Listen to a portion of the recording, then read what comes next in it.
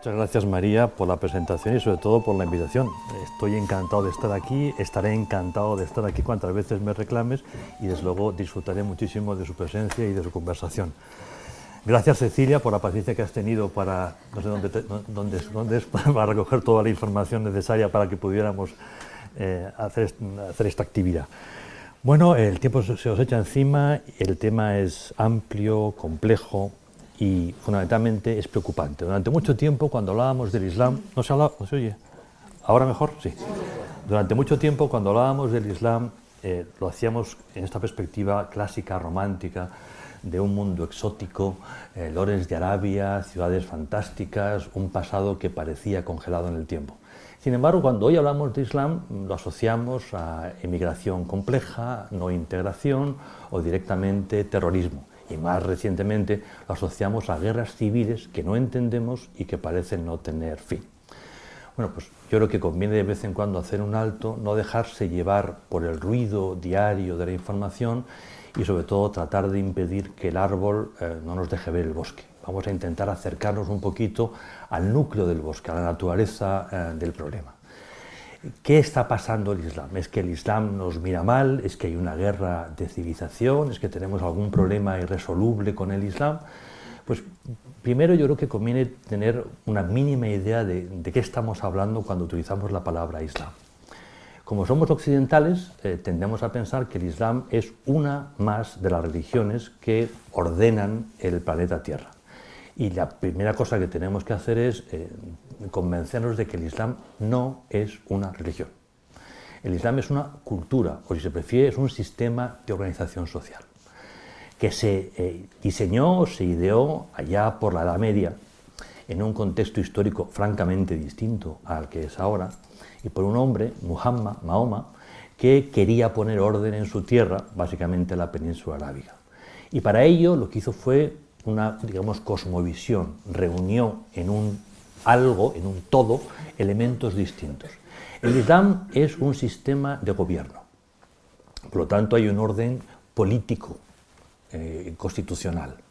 El Islam es un sistema jurídico, que ustedes posiblemente habrán oído hablar en más de una ocasión de la famosa Sharia, ¿no?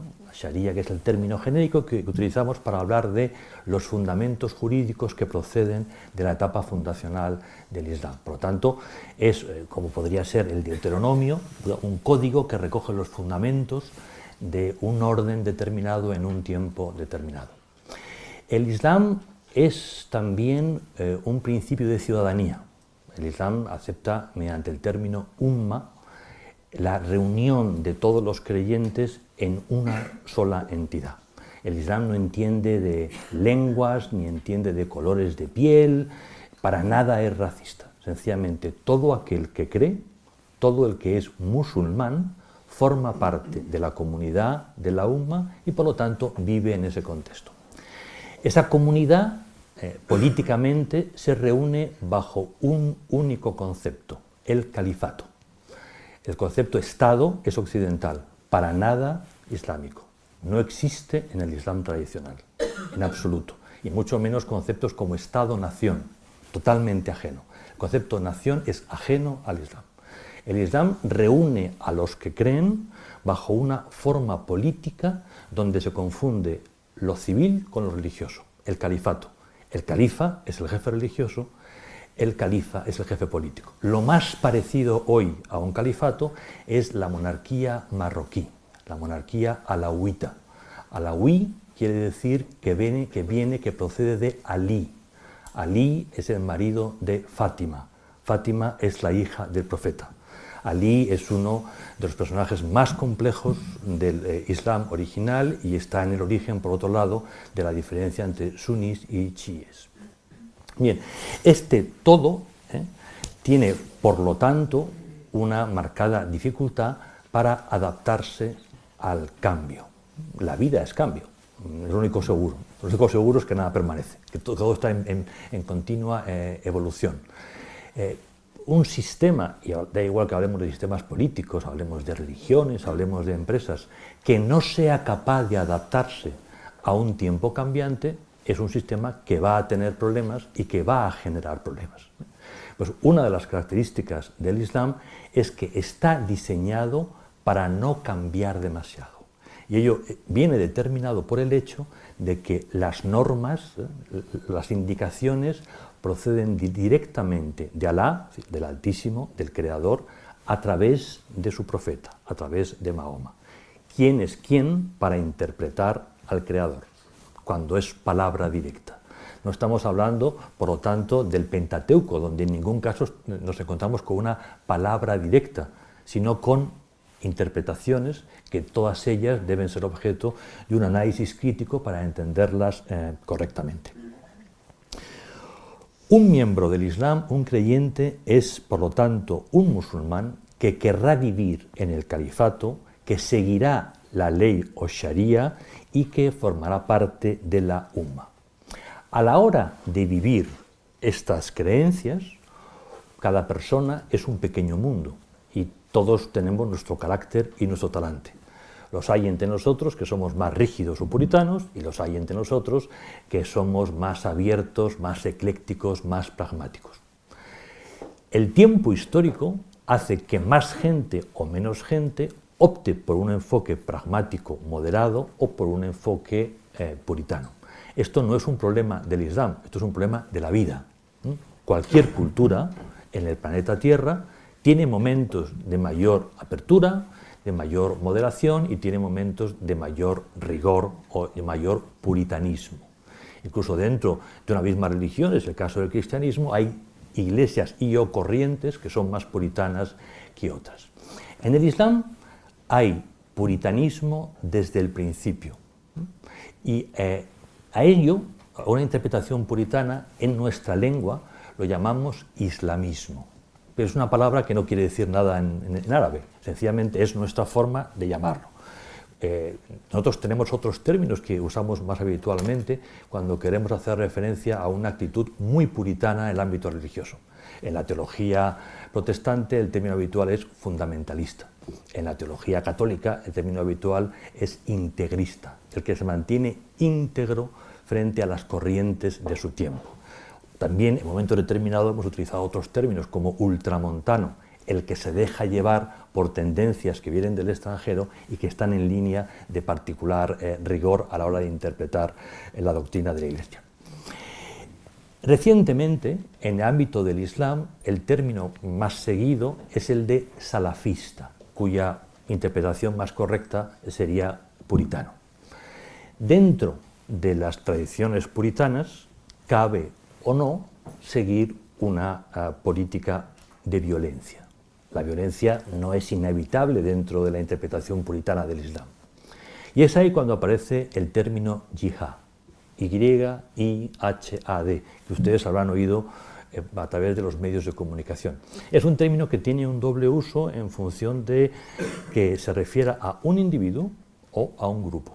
Si es un individuo, estamos ante un proceso ascético. Una persona quiere liberarse del entorno, quiere tener una relación directa con el Creador y profundiza en esa línea. Por el contrario, cuando utilizamos yihad haciendo referencia a una comunidad, el proceso de purificación es eliminar lo que sobra y sobre todo si lo que sobra contamina. ¿Y quién contamina? Primero, el musulmán que no es puritano. Y segundo, todo lo demás. Si lo demás, por la geografía, son cristianos, judíos u otros grupos que existen en la región, pues, sencillamente es eso. Y siempre ha sido así. No tiene nada de novedad. Cuando las corrientes puritanas se hacen fuertes, y esto son olas que se producen a lo largo del tiempo, pues sencillamente nos encontramos con hechos de violencia marcadamente desagradables. Lo que a los historiadores nos interesa fundamentalmente es por qué en un momento determinado el islamismo o salafismo y su variante más violenta, el yihadismo, tiene apoyo social y por qué en otras épocas no. Normalmente las culturas, y dentro de las culturas las religiones, miran atrás en busca de una interpretación puritana cuando sienten vértigo, cuando sienten miedo por su situación, cuando el cambio les lleva a sentirse débiles o vulnerables. Son procesos psicológicos normales y perfectamente comprensibles. Naturalmente, una marcha atrás en exceso de rigor, en lectura literal de textos escritos hace muchísimo tiempo, puede llevar a interpretaciones francamente peligrosas. Y, evidentemente, nos encontramos en uno de esos momentos. ¿Por qué ahora? La interpretación actual del salafismo, porque siempre ha habido islamistas, pero la doctrina no es idéntica, la doctrina se adapta al tiempo. La doctrina vigente del salafismo, que procede de Egipto y que da lugar a esa organización que ustedes conocerán, que son los Hermanos Musulmanes, nace directamente del proceso colonial. El califato se viene abajo después de la Primera Guerra Mundial. Recordemos que el califato ha habido siempre, desde Mahoma hasta el final de la Primera Guerra Mundial. Un conjunto de potencias occidentales se reparten esos territorios para administrarlos, siempre con la obligación de dotarlos de independencia en cuanto las circunstancias lo permitan. De ahí que el término jurídico que se estableció fue el de mandato. El Reino Unido tiene un mandato de Sociedad de Naciones para ocuparse del territorio de Palestina, por ejemplo. O Francia tiene el mandato de la Sociedad de Naciones para ocuparse del territorio de Siria. Y llegan, y se produce un contacto directo entre culturas muy desarrolladas, muy laicas, europeas, ¿no?, de principios del siglo XX, o sea, hace nada, con sociedades que han vivido muy apartadas en muchos casos. Hay ciudades que evidentemente no. Alejandría, por poner un ejemplo, es un gran puerto de mar que está muy cerca, pero Alejandría no representa casi nada en el conjunto de Egipto, ¿no? Se produce un contacto entre las dos sociedades y ese contacto impacta. ¿Impacta de qué manera? Para facilitar el paulatino traspaso de poderes, lo que hacen británicos y franceses es localizar a los chavales más espabilados, facilitar sus estudios universitarios en el lugar de origen o en la metrópoli. Se les beca para estudiar en París, se les beca para estudiar en Londres e incluso se les beca para hacer viajes por el mundo. A los más listos, a los más capaces, no, vas a estar 6 meses dando vueltas por el mundo para que veas cómo es el mundo, para que salgas de esa celda ruinosa, antigua, medieval, que era el califato turco, ¿no? Entonces te vamos a enviar, por ejemplo, a Estados Unidos. La experiencia de uno de esos jóvenes egipcios en las playas de California en los años 20 marcó el inicio de uno de los movimientos más reaccionarios del mundo. Ver a las jóvenes norteamericanas en la playa, por un joven cairota crecido en la Universidad de Al-Azhar, fue un susto que ha tenido consecuencias realmente importantes. Esos jóvenes espabilados que tenían que ocuparse del día después, sencillamente llegaron al convencimiento, muchos de ellos, otros, digamos, asumieron que era perfectamente normal que Egipto se fuese acercando a Occidente, pero ellos asumieron que el Islam no sobreviviría en su estado puro a un contacto continuo con la cultura occidental, porque los valores de la cultura occidental y los comportamientos de los políticos occidentales y de las gentes occidentales acabarían reventando desde dentro como un cáncer el Islam. Y así nace esta nueva doctrina. Una nueva doctrina que ha ido calando, porque estas organizaciones han jugado en largo plazo. No se presentaban a elecciones, este no era el tema. Lo que han hecho es acercarse a la gente y hablar con ellos y organizar misiones piadosas y organizar sistemas de salud pública y ocuparse de las viudas y ocuparse de los huérfanos, y han ido sembrando. Y han sembrado sobre lo que ya había, que es una interpretación tradicional del Islam. Bien, el tiempo ha ido pasando y en nuestro momento lo que nos encontramos no es ya ante un Egipto o un Túnez o una Siria abierta al mundo. Nos encontramos un mundo globalizado, un mundo profundamente intercomunicado a través de antenas parabólicas que recorren todo Oriente Medio. Si uno viaja por esa zona encontrará casas muy pobres, gentes muy pobres y encima de un tejado de cualquier manera una antena parabólica que les conecta al mundo. Y esa conexión tiene muchas vías. ¿no? Por esas antenas entran muchas cosas, entran las series de televisión que todos vemos y que a nosotros básicamente lo que nos preocupa es quién es el malo, ¿no? y cómo se va a resolver este enigma, mientras que a ellos lo que les impresiona es lo que habitualmente no ven, que es cómo es la vida cotidiana en París o cómo es la vida cotidiana en Orange County, en las afueras de Los Ángeles, o cómo es la vida cotidiana en Madrid, porque esta vida cotidiana es muy distinta de su vida cotidiana. Uno no tiene por qué rebelarse a la pobreza si entiende que la pobreza es un fenómeno natural. Y la pobreza ha sido un fenómeno natural durante 3000 años en esa parte del mundo. Hasta que encendieron un día la televisión y vieron que la pobreza no es un fenómeno natural, es la consecuencia de una mala gestión. Y a partir de ahí uno empieza a hacerse preguntas que sus padres, sus abuelos, sus bisabuelos, sus tatarabuelos nunca se habían hecho. La globalización es una realidad. Ha entrado por las antenas parabólicas en zonas muy pobres. Y lo que antes era un mundo más o menos estable, de pronto es un mundo lleno de preguntas que no tiene las respuestas que cabía esperar. Los regímenes que se levantan después de la independencia han tenido vidas más o menos tranquilas durante un tiempo.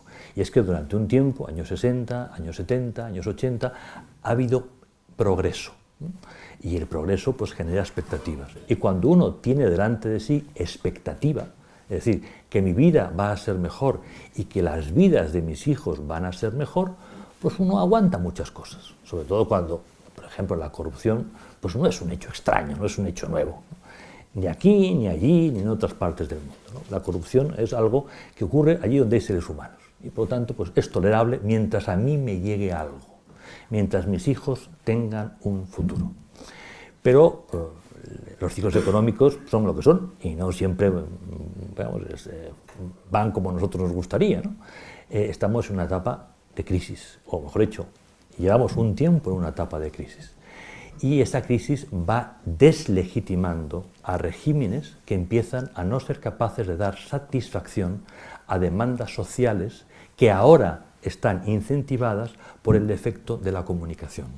Porque ahora un señor que está en un pueblo de Egipto sabe qué está ocurriendo en Riyadh, sabe qué está pasando en Emiratos, sabe qué está pasando en muchos sitios del mundo. Y además, a través de esa misma antena parabólica, le llegan las respuestas que su gobierno no le da.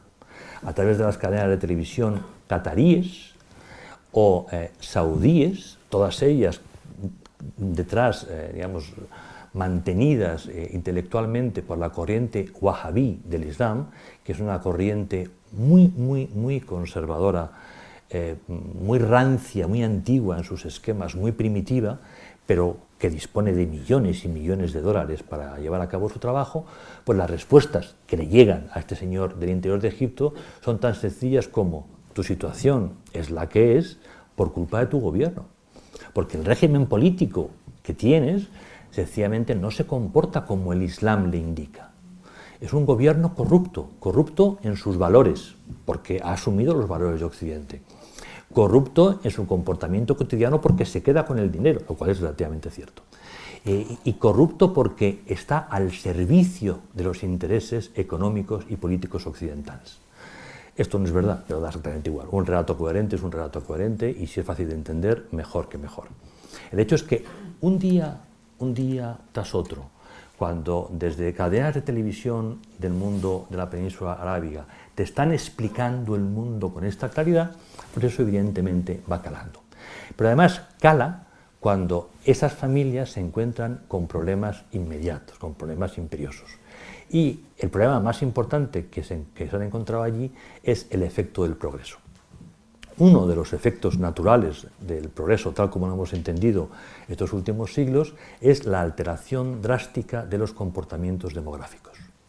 Y esa alteración tiene como consecuencia el auge o desarrollo de los sistemas de salud. Durante siglos la demografía se ha regulado por la muerte de las madres, fundamentalmente en el posparto. Y eso ha llevado a que los hombres se casaran cuantas veces podían y que las mujeres igualmente trataran de tener cuantos hijos podían, porque muchos de los niños, además, se iban a morir en los primeros años por infecciones. Esto ha sido así durante siglos. hasta que llega la penicilina, hasta que llega una medicina más social que se extiende más, hasta que llega una educación sobre la higiene, y con todo ello pues se ha conseguido alterar evidentemente unos comportamientos demográficos que han sido clásicos durante el tiempo. Estas alteraciones en esta parte del mundo son más recientes que en otros lugares del mundo. Y lo que estamos viendo es que los niños ya no se mueren en primeros años, pero las madres, por tradición, siguen trayendo muchos niños al mundo porque los niños son brazos, las familias son empresas y cuantos más brazos, más recursos para sacar adelante la familia. Son, digamos, comportamientos característicos de una transición entre un modelo y otro modelo. ¿Qué pasa cuando muchos niños llegan a la edad de los más o menos 17 y 18 años y quieren entrar en la vida social? Niños que no se han muerto, pero no han recibido una buena educación. Eso de que haya escuelas públicas repartidas por Oriente Medio, pues olvídenlo. Esa parte del mundo no funciona así. Y eso dirá la universidad como un hecho normal, pues tampoco es la cosa más normal del mundo en esta parte del mundo. Hay unas enormes diferencias entre los que tienen recursos y la gran mayoría que no tiene recursos. Por lo tanto, nos encontramos ante millones de jóvenes que llegan a la edad de más o menos 18 años, dicen, aquí estoy, quiero un trabajo, quiero casarme, quiero fundar una familia. Y lleva como méritos, lleva un currículum vitae en el que dice, me llamo Mohamed y tengo 2 manos. Y con eso quieren entrar en el mercado de trabajo. Cuando la acumulación se convierte ya en crítica, nos encontramos con las ratios que hoy podemos ver de edades medias en Oriente Medio. Todo el mundo árabe, con la excepción de Yemen y quizá un otro país, tiene una media de edad inferior a los 20 años. Perdón, a los 29 años. Exacto, Egipto creo que tiene 24, lo de memoria, entre 24 y 28 están muchos de ellos. Hay países como Yemen que tienen una edad media inferior a los 20 años, ¿no? Esto es una bomba. Esto sencillamente es una bomba. Hay bombas que se hacen con explosivos químicos y bombas que se hacen con explosivos humanos. Si tú tienes una sociedad compuesta básicamente por jóvenes no preparados para entrar en el mercado de trabajo, pues tienes un problemón. A lo largo de la historia, cuando tienes un problemón de este tipo, utilizas la gente para conquistar otro terreno, o más recientemente, cuando conquistar es complicado, lo que haces es animar la emigración. Y durante varias décadas hemos visto cómo musulmanes procedentes de países del norte de África han emigrado de forma constante a Europa. España, que empezó a tener un comportamiento económico, digamos, importante hace 15 años, pues a partir de hace 15 años empezamos ya a recibir emigración musulmana. Antes iban directamente para Francia o más al norte.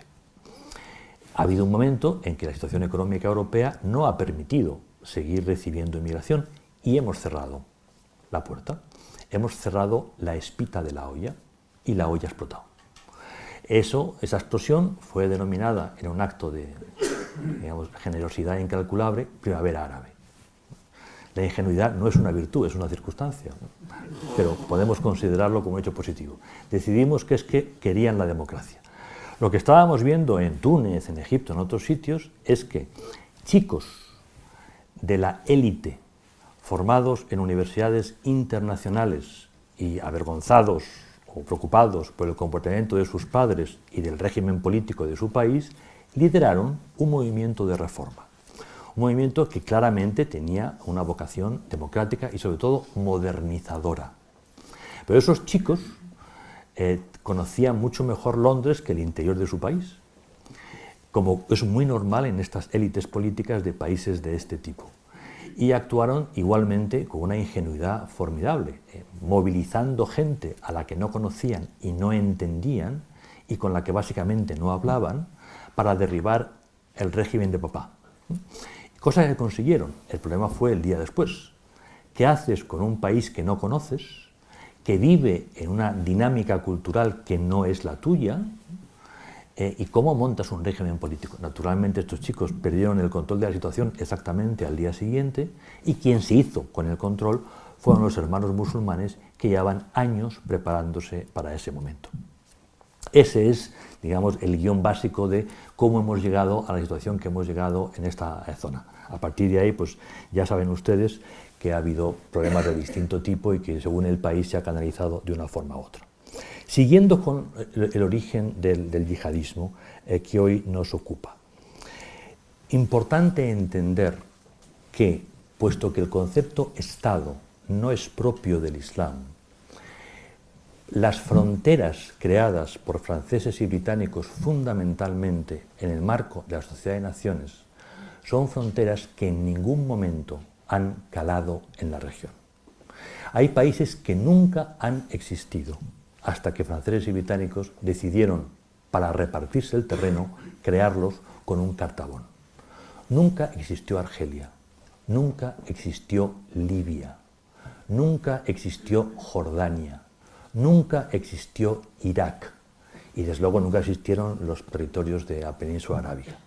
Por lo tanto, cuando se produce una crisis de legitimidad de un régimen político, no solamente afecta al régimen, afecta a las fronteras, porque esas fronteras no forman parte del ámbito sentimental de la gente.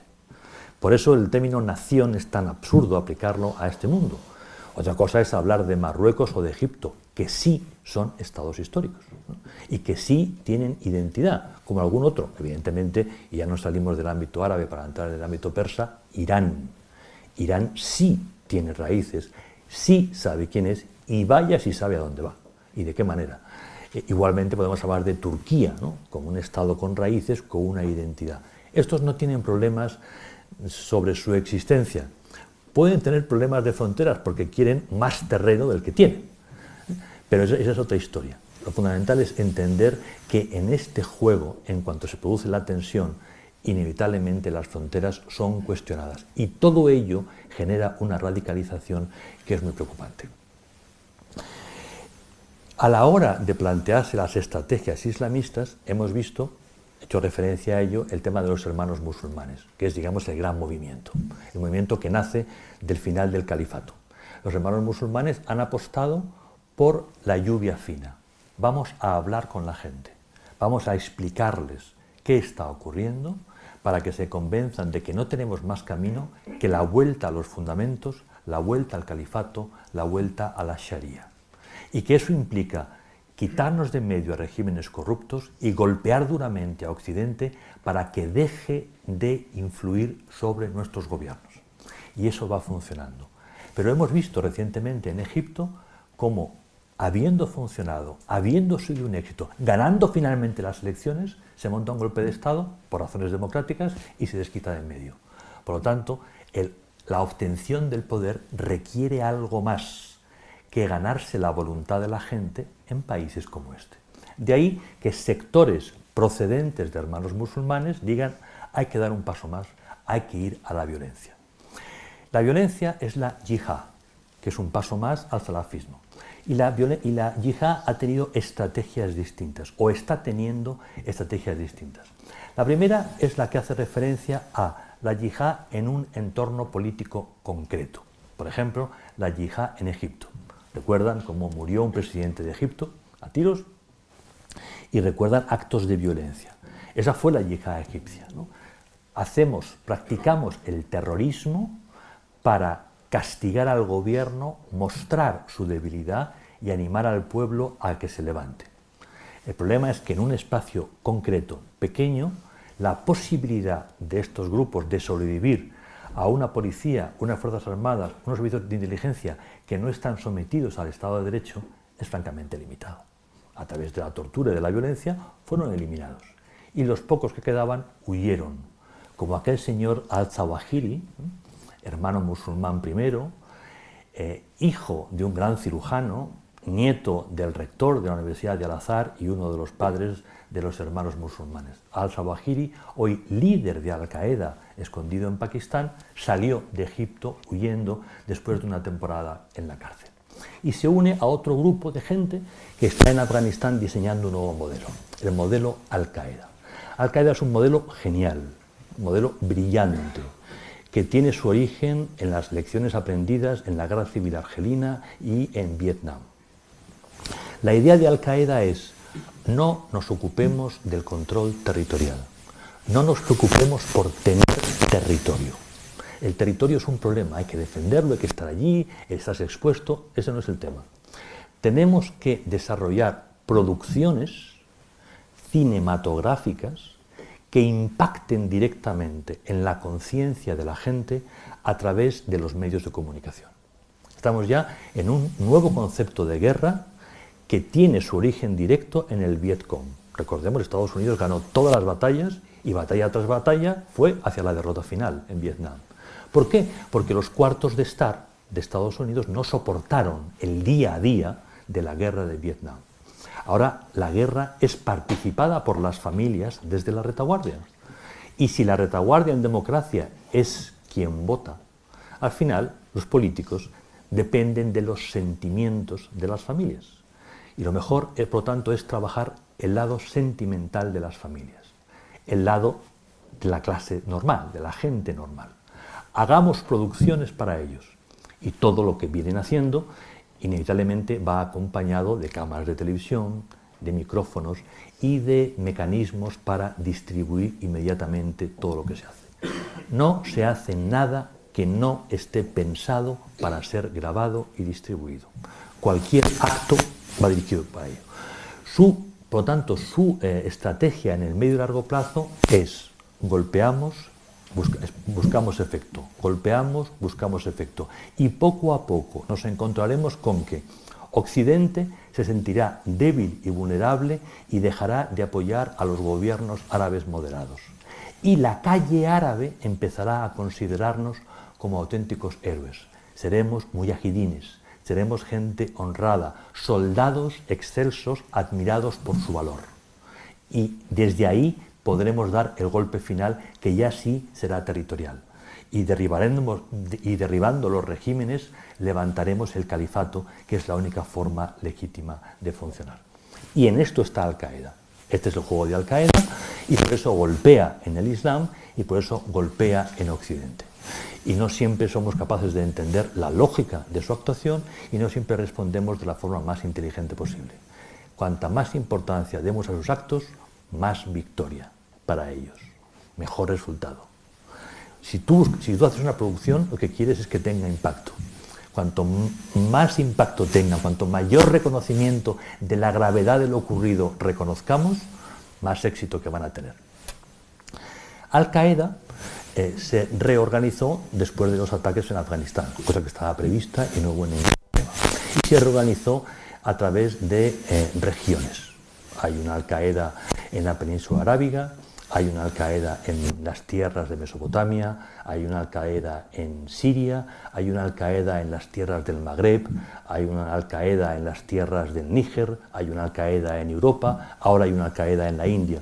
Son organizaciones que tienen sus jefes, y tienen su financiación y tienen sus aparatos de apoyo. Naturalmente, como cabe imaginar, gente educada en Stanford, en el MIT, son los que llevan toda la parte técnica del tema, de la financiación, el contrato de despachos de abogados, la gestión de los recursos, etcétera, etcétera.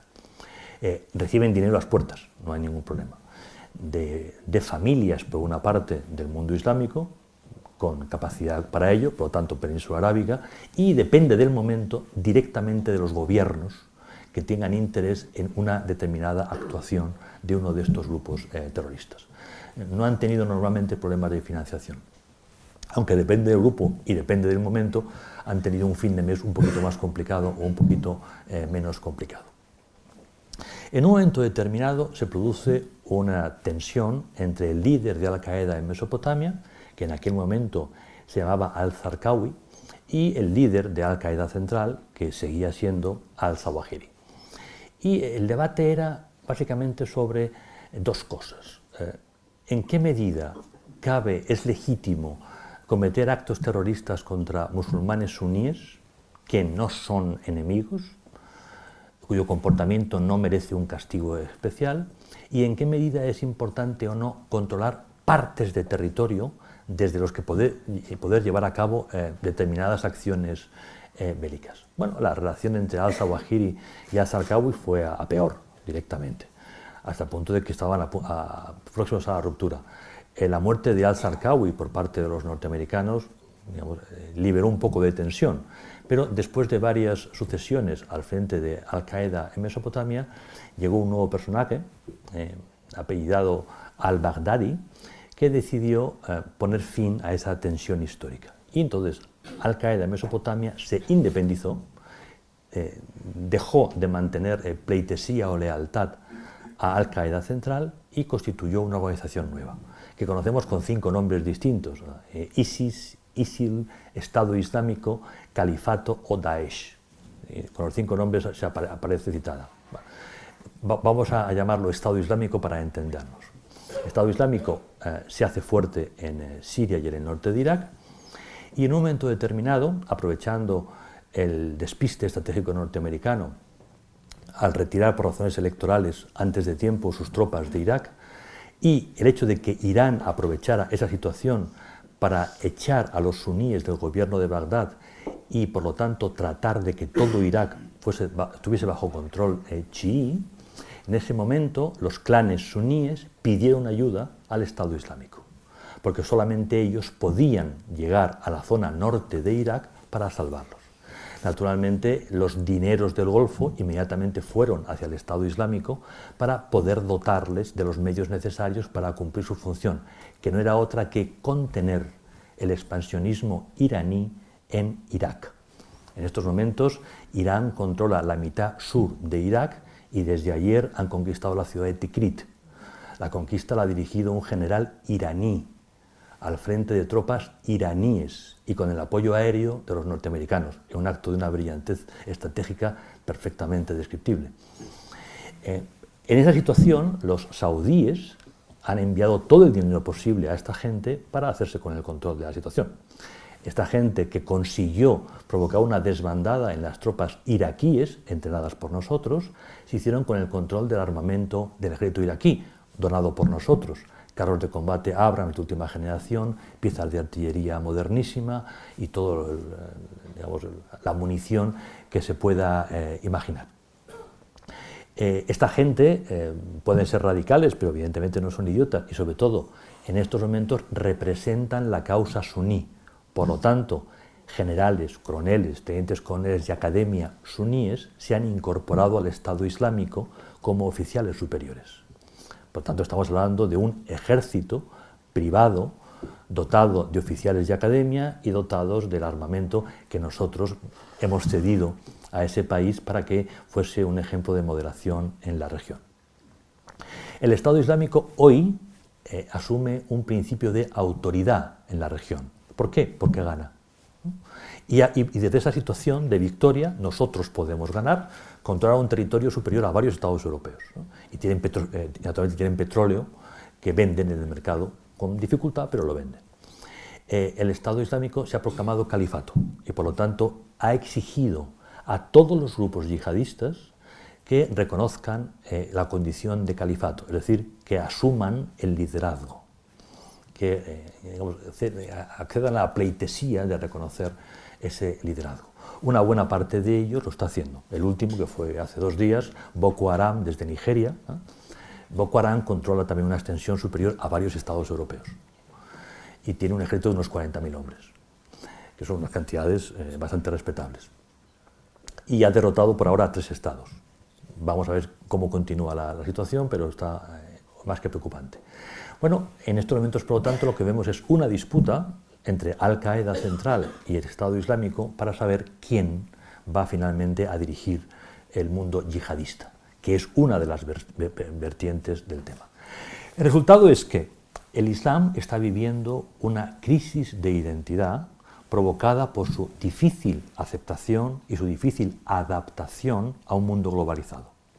Hay muchos musulmanes que no tienen ningún problema en vivir en un mundo globalizado, que no tienen ningún problema en adaptar el Islam como conjunto y fundamentalmente el Islam como religión a un mundo secularizado o a un mundo, digamos, semejante al europeo.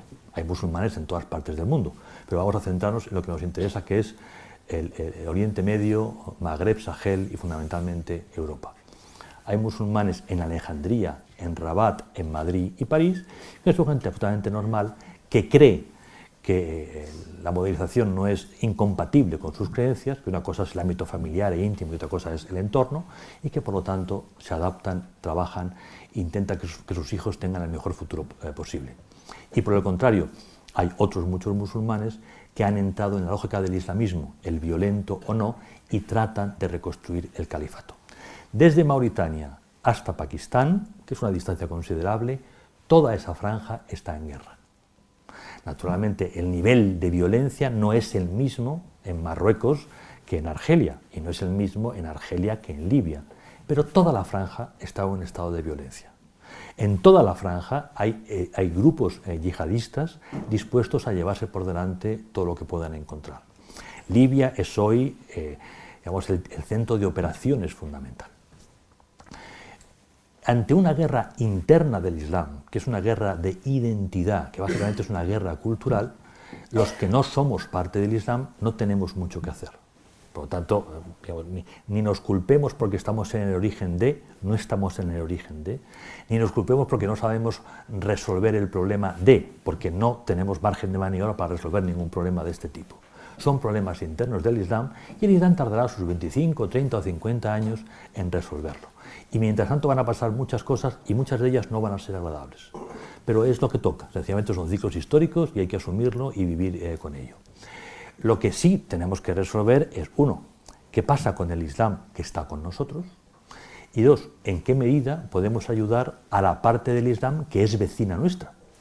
Y que es muy vecina, porque nosotros no somos como los holandeses, que estamos a una distancia, del Magreb. Nosotros somos Magreb, tenemos dos ciudades en la zona, y somos frontera, y por si alguien no ha ido al estrecho, el estrecho es muy estrecho, pero muy, muy estrecho. A pesar de que pasan cachalotes y ballenas y atunes y orcas, es muy estrecho y se puede cruzar con una formidable facilidad. Dentro de Europa, lo que nos encontramos es que hay musulmanes que están en estos momentos viviendo con alguna dificultad la definición de su propia identidad. ¿Quién soy? ¿Qué es ser musulmán hoy en Occidente? Y no es una respuesta fácil, porque si uno lee el Corán, pues no, para evitar cualquier duda, frente a comentarios típicos de presidente de gobierno francés, norteamericano, británico, de 1, el Islam es compatible con la democracia; 2, el Islam es una religión de paz; 3, los terroristas no tienen nada que ver con el Islam, las tres afirmaciones son falsas absolutamente. Cosa que saben los políticos perfectamente, pero están cuidando el efecto de sus palabras, no la verdad de sus palabras, ¿no? Un político no tiene que preocuparse tanto por decir la verdad como por el efecto de sus palabras, y eso es un tema francamente complicado en el día a día de una vida en democracia. El Islam es perfectamente incompatible con la democracia, totalmente incompatible. No hay ni la menor duda, y si alguien tiene una duda, lee el Corán y luego hablamos. Se va a llevar algún susto de muerte. Otra cosa es que un musulmán, un señor Mohammed Ben Ali, puede decidir vivir de una forma determinada, va a interpretar, va a contextualizar la herencia religiosa, la herencia cultural, y va a desarrollar, por lo tanto, algo que en otras religiones, como es el cristianismo, no es tan complicado porque es un proceso continuo de revisión crítica y de adaptación crítica a un entorno cambiante. No estamos ante unas palabras dictadas que evidentemente nos complicaría muchísimo más la vida a la hora de entender las cosas. No tenemos ningún problema con el arranque del libro del Génesis y los 6 días de la creación. Es una maravillosa metáfora, porque si Max Planck hubiera explicado la creación a la gente hace 3000 años, hubieran tenido muchas dificultades para entender la física cuántica. Las metáforas son muy importantes para poder explicar cosas complejas a gentes que no están preparadas para entender la complejidad de la física actual y la que nos va a acompañar los próximos años. Por lo tanto, en el caso de este musulmán, digamos, normal, lo que tenemos que hacer es, desde el Estado y desde la sociedad, tratar de acercarnos a ese mundo, a esas asociaciones, a esas mezquitas, para ayudarles en la medida de lo posible a casar culturas distintas, que, insisto, es algo perfectamente posible, porque de hecho ocurre todos los días en Occidente. Ocurre en Canadá, en Estados Unidos, en Francia, en España, etc. No hay por qué pensar que estamos inevitablemente ante una guerra de religiones, porque no es verdad. Estamos en una guerra civil del Islam, un problema de ellos con ellos, no de ellos con nosotros. En segundo lugar, tenemos a los musulmanes europeos, que pueden ser de cuarta generación o de primera generación, que sencillamente han llegado a la conclusión de que el Islam es lo que es y que es incompatible con Occidente. Y por lo tanto, para que sus comunidades en Europa, en Occidente, puedan vivir con normalidad, Occidente tiene que aceptar el fin del principio jurídico básico de la ley común y volver a la Edad Media y aceptar que cada comunidad tiene su propio código civil. Por lo tanto, lo que están pidiéndonos es la aplicación de la Sharia en Occidente para las comunidades musulmanas. Esto es incompatible con Occidente. Naturalmente, esto puede ocurrir, pero entonces ya no seremos Occidente, seremos otra cosa. Y allá aquel que se quede, es un problema libre. Yo no estaré, o estoy bajo tierra o estaré en otra parte, pero no voy a vivir esa experiencia. Pero ese es el argumento básico, ese es el objetivo fundamental de los grupos islamistas en Europa. El reconocimiento de su idiosincrasia que implica ley propia. No estamos hablando de reconocimiento vía multiculturalismo, de un legado, de un acervo, de un estilo, de unas tradiciones. Eso no es ningún problema para nosotros. Es más, eso enriquece. Lo que están hablando es, nosotros tenemos que vivir en un ámbito propio, en una burbuja propia dentro de. En este caso, lo que tenemos que hacer básicamente es, a través de los servicios de inteligencia, a través de la policía, a través de los medios de comunicación, estar al tanto de lo que está ocurriendo para tratar pues, de echar a aquellas personas que están generando una mala influencia y, en la medida de lo posible, pues, aislando a los más peligrosos, reconducir a la gente más normal hacia una interpretación mucho más moderada del Islam. Este es el gran tema. No es fácil. O sea, Occidente ha seguido estrategias de integración. Los dos países vanguardistas, los dos modelos son el Reino Unido y Francia. El Reino Unido lo ha hecho en clave liberal. En Francia no lo puede hacer en clave liberal porque es tan complicado encontrar un francés liberal que no vale la pena perder el tiempo. L'État es l'État y l'État diseñó el liceo. El liceo es un crisol que consigue que un aquitano y un bretón se conviertan en franceses, lo cual tiene mucho mérito y lo han conseguido. Pero no ha sido tan fácil conseguir que todos los musulmanes se conviertan en franceses. Nos hemos encontrado problemas muy claros en aquellas circunscripciones básicamente industriales, con clase obrera no siempre muy cualificada, y son zonas industriales más bien en declive. Entonces, en estas zonas, la aglomeración de musulmanes ha permitido que los liceos, por inflación, por exceso de presión musulmana, no puedan comportarse como el crisol que históricamente han sido con otros grupos. Y es ahí, precisamente, donde nos encontramos, en estos sectores masificados, la reacción islamista y la aparición de estados dentro del Estado. Francia no controla plenamente su territorio de soberanía, igual que España. En nuestro caso con los vascos, ellos lo tienen con los musulmanes. Hay espacios donde la policía tiende a no entrar, precisamente porque no controla lo que está pasando allí. El tercer plano es, evidentemente, el que ya ha decidido ser yihadista, el que ha pasado de plantearse el tema de la identidad y de reconocer que no es posible ser musulmán en Occidente y ha decidido pegarse un tiro, pegar tiros a los demás. En ese caso, el principio es muy sencillo: o llegas antes o llegas tarde, no hay más. O llegas antes o llegas tarde. Entonces tenemos que adaptar nuestros instrumentos jurídicos para llegar antes. Podemos pedir a nuestros servicios de inteligencia y a nuestra policía que haga un seguimiento cuidadoso de estas comunidades. Son tantos que es imposible, ¿no? Y hacer un seguimiento de un yihadista puede comportar el trabajo de 7 u 8 personas al día. Un seguimiento de verdad. Y por lo tanto, no nos hagamos muchas ilusiones, ¿no? Lo que hacemos es optar y eliges. Este es más peligroso, este es menos peligroso. La prueba del éxito la tenemos en el número de células que se han desactivado. Si uno tira de hemeroteca española, es espectacular el número de células que desactivamos en un mes. Igual vale para otros países. Es decir, se está trabajando muy bien, pero hay formas. El caso de Charlie Hebdo es ejemplar. Los franceses sabían que les llegaba un golpe y estaban trabajando como locos.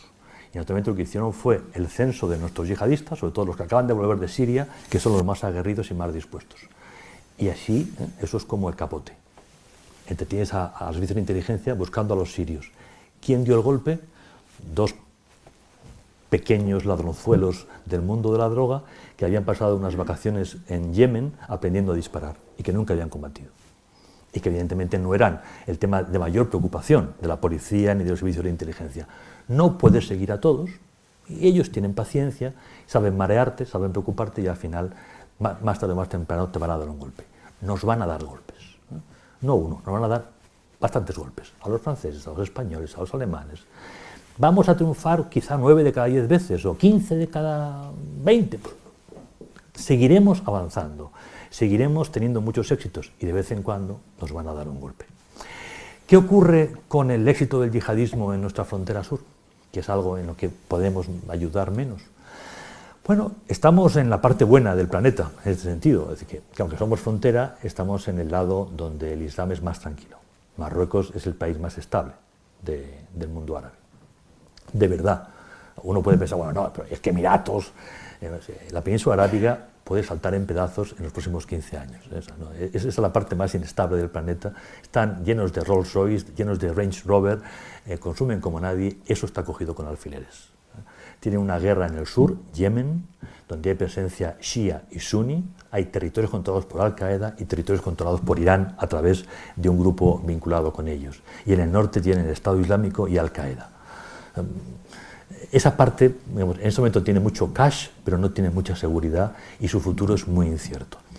Nuestra parte es algo más tranquila porque son regímenes políticos legítimos. O mejor dicho, el régimen marroquí es un régimen que tiene raíces, que es legítimo y por lo tanto tiene cintura, tiene capacidad para aguantar.